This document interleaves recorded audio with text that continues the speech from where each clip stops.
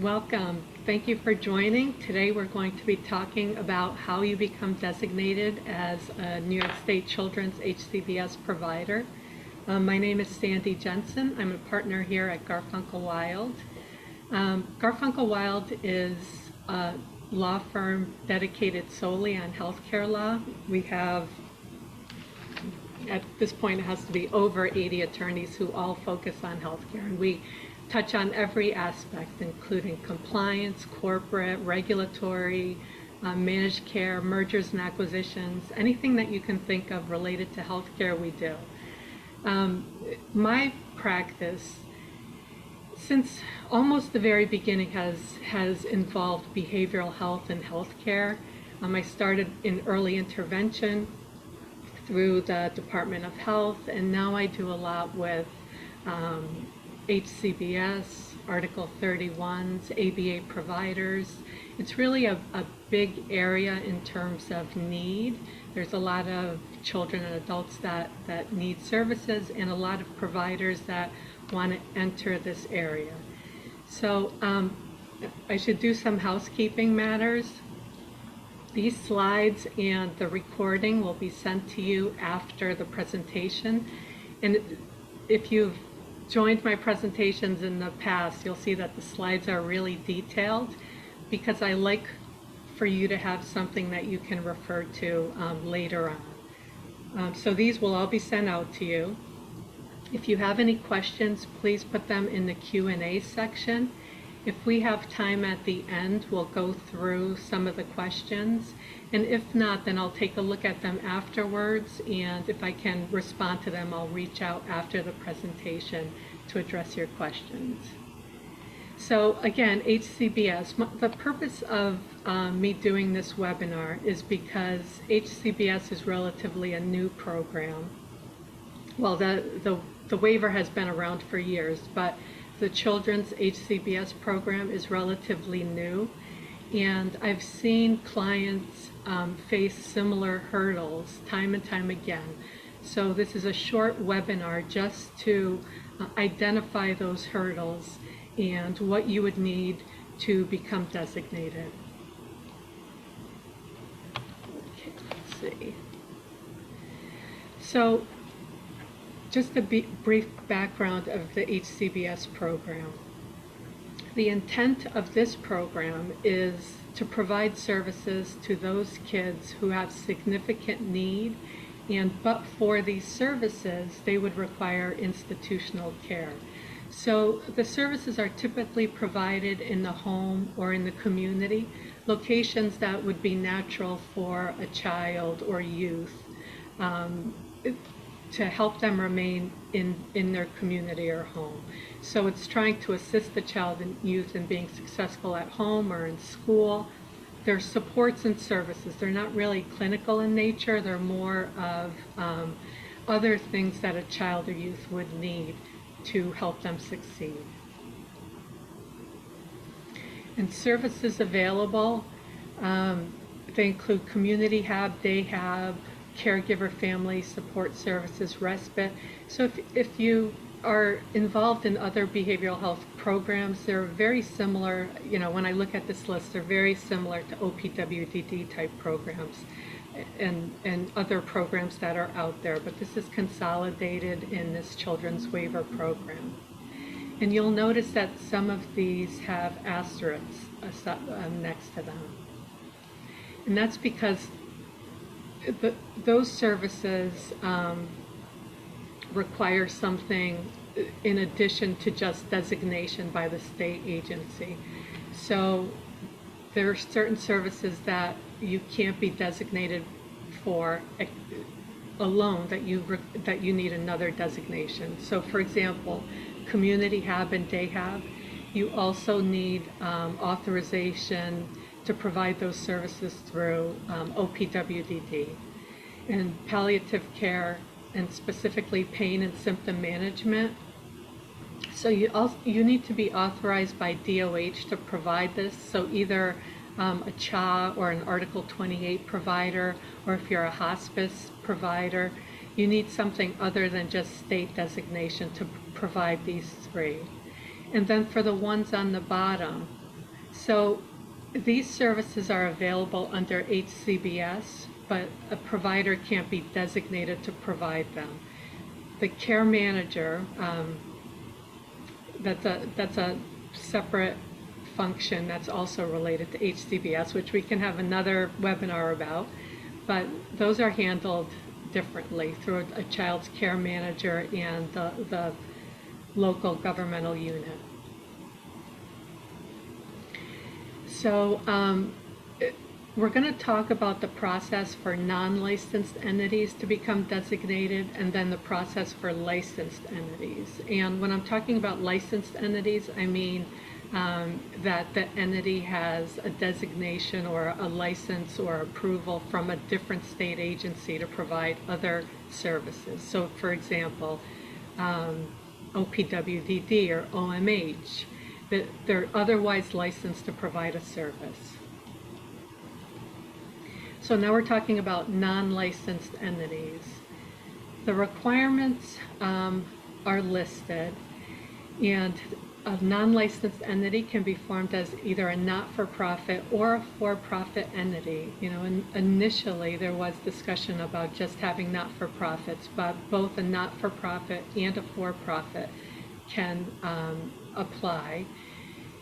There is guidance in a memo that the department issued saying that sole practitioners and group practices are not eligible to be designated. So another requirement, they must be located in New York State. They have to show that they're fiscally viable. They have to have certain policies and procedures in place that we'll talk about later. You have to have relationships with community partners and referral sources, and you need letters of support. So it's similar to something that you would need for OMH approval, where you have to first reach out to your local governmental unit and get a letter of support.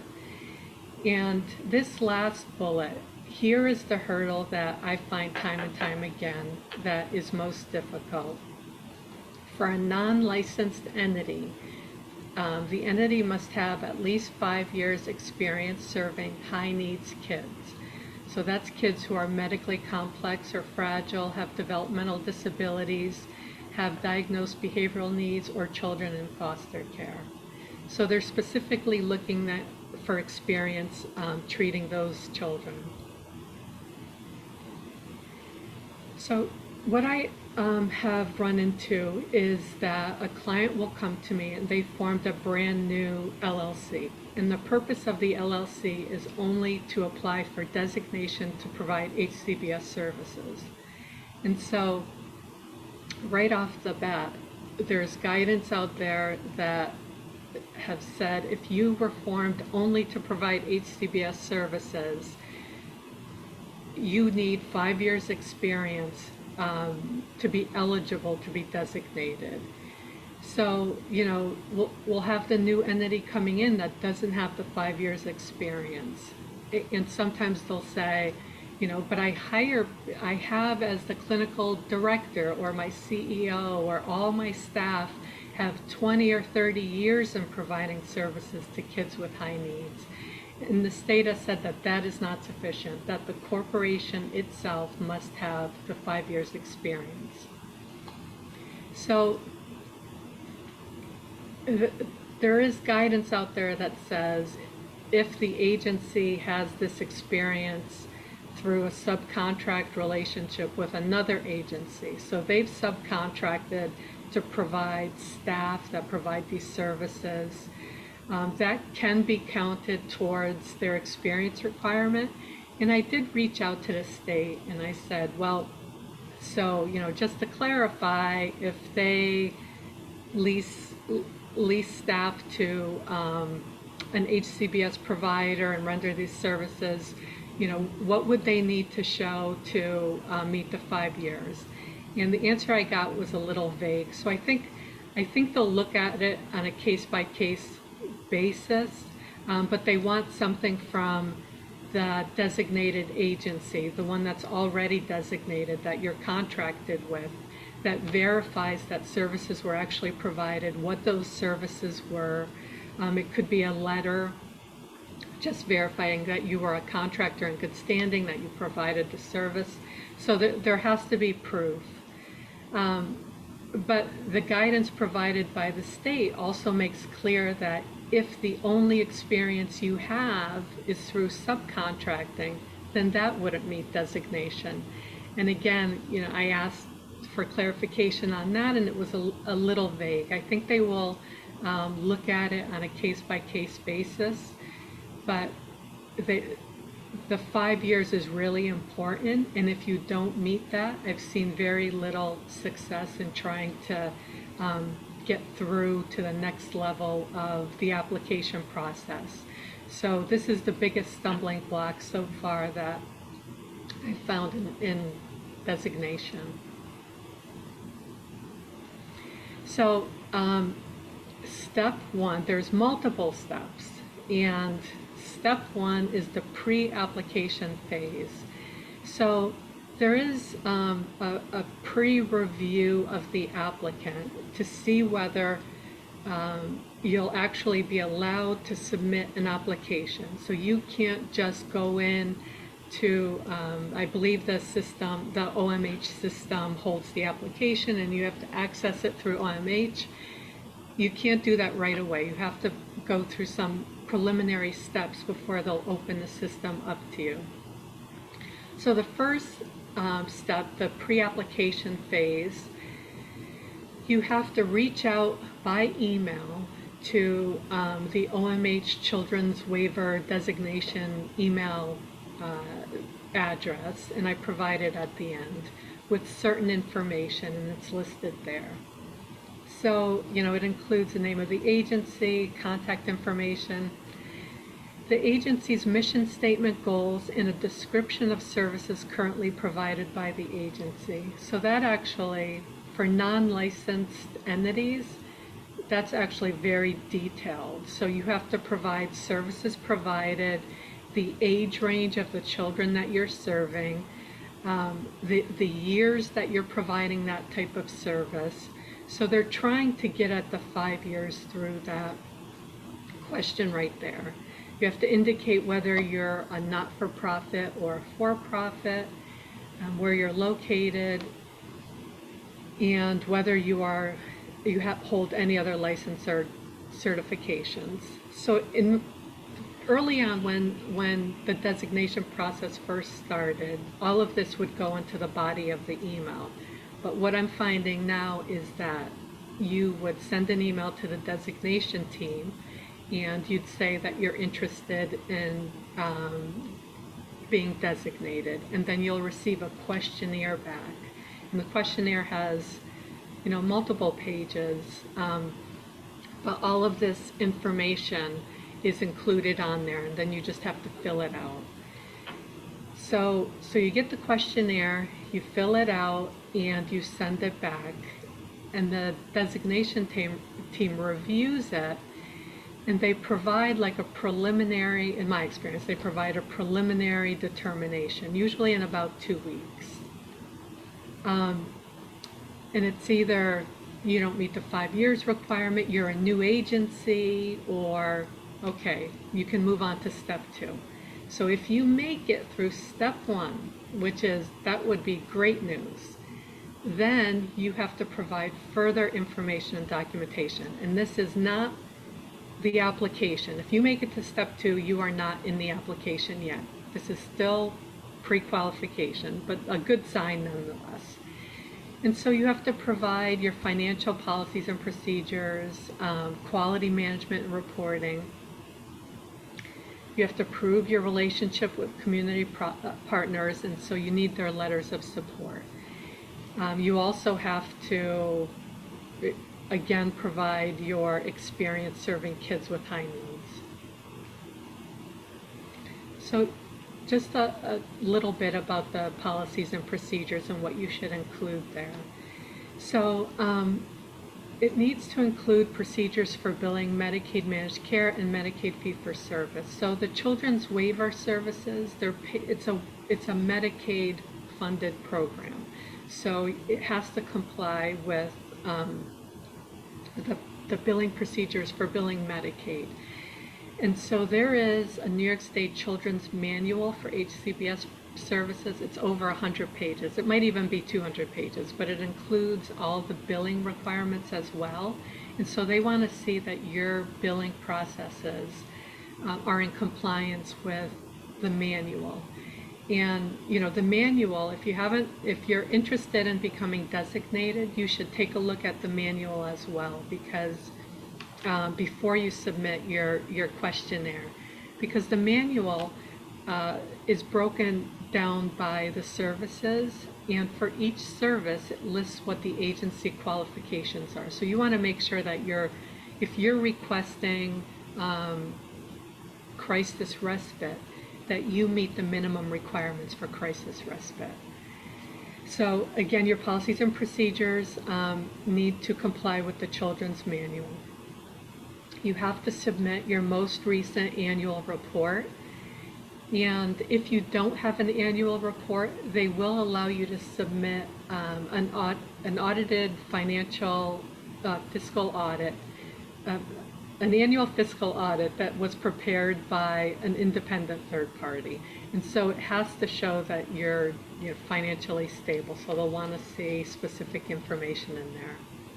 You have to be able to establish, or you have to have the ability to establish a billing platform or a contracted vendor to be able to bill Medicaid, again, because these are Medicaid covered services.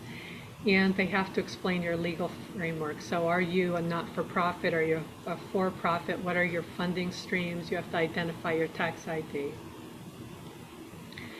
So quality management reporting. Quality management is a huge area for HCBS. You have to have policies and procedures on complaints and grievances, patients' rights, and records management. So this is another area that you have to make sure that you incorporate HCBS required processes for patients' rights. They have certain requirements for grievances and complaints. And sometimes it's a little hard to find. You would look at memos that have been issued by DOH. There's also information in the HCBS manual. The manual really has almost everything that you would need, except you also have to look at memos that were issued by DOH that also provide information on how you're supposed to be operating the program. So the requirements are in various areas, but there are specific requirements related to these areas that you have to incorporate in your policies and procedures. They want to look at your quality management reports. So think of QA and what you do on a QA activities for your own QA program. So it could be your record reviews. If you provide services in a different program, you do record reviews. You do a random sample of record reviews and make sure everything's in there, that everything complies with program requirements. You might have a quality assurance committee or a team or someone that oversees it. So they want to see some kind of documentation of what you currently do. And they want an organizational chart, and that should have sufficient detail that shows, supervision of different areas and how your program is operated. Okay, so I'm being very long-winded. We have 10 minutes. So demonstrated relationships with community partners. Again, you would need a letter of support from your local governmental unit from each county that you want to provide services in. There is an alternative if you can't get a letter of support. There's two additional options. You could get a letter from another governmental entity, so like a school district or any other governmental entity that you have an established relationship with, and a letter from your funding sources. You have to demonstrate your community involvement, and you have to get an additional 2 letters from community partners, including ones that will be a referral source for you. And here we are again, that you have to demonstrate the experience in serving kids with high needs. And so, these questions that are asked here, these are similar to the questions that you'll have to answer in, remember I talked about step 1 when you're emailing the state and they send you the questionnaire. This is similar to what you'll have to put in that, the questionnaire. So if you make it to step 3, so if the state determines the requirements have been met, then you'll be provided access to the OMH system where you can submit the application. So once you submit the application, the state will review it. And if it's approved, there's still a few more steps that you have to meet before you're finally allowed to provide services. So the first step is issuing a preliminary designation letter. So this is a letter that basically says, we will approve you for these types of services for this population, and that letter doesn't allow you to provide services, but it does allow you to enroll in Medicaid. So you have to be enrolled in Medicaid before you can be formally designated.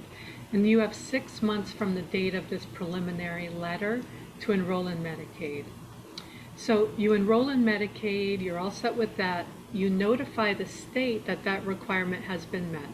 And so once they receive that notice from you, usually they set up a meeting to discuss whether you're ready to provide services. Because in some cases, you still need to get your staff in place and all your processes in order to begin. So if you're ready to provide services, then the state will issue you the formal designation letter. And if you're not ready, they'll give you up to 3 months to become ready. And if you're not ready after that 3-month period, then they'll close out the case and you'll have to reapply.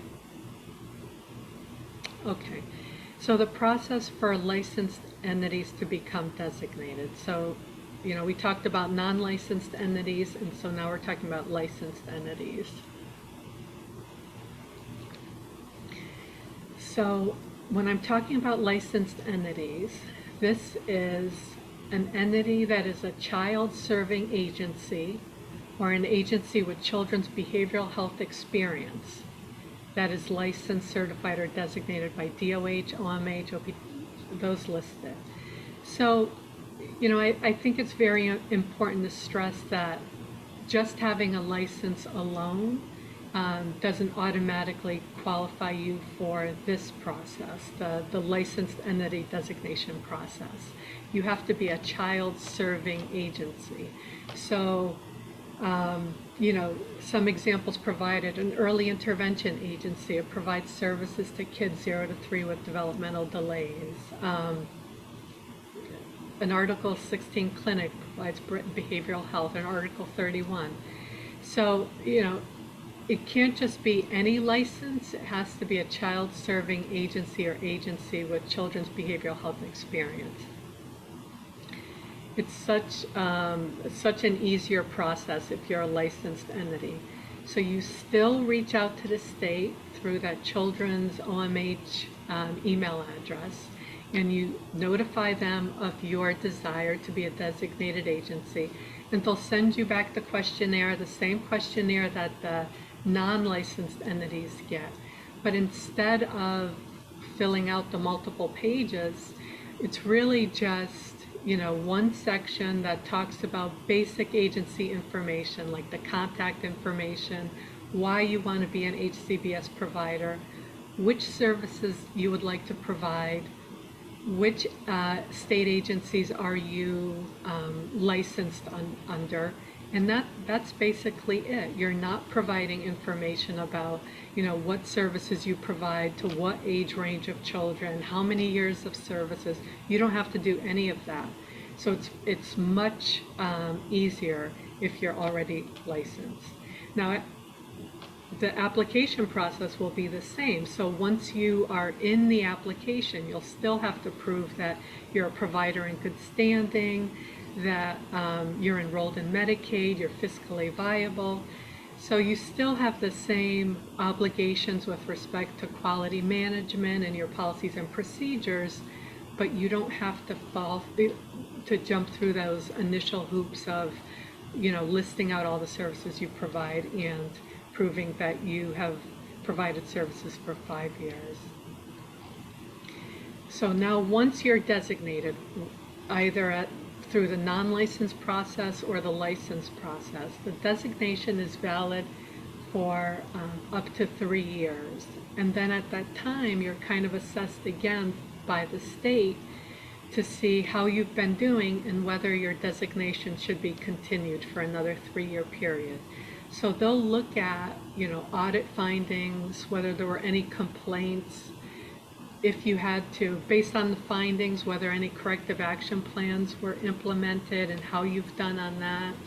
They also can ask you to prove that you've trained all staff, that you've had all of your staff run through the SCR checks.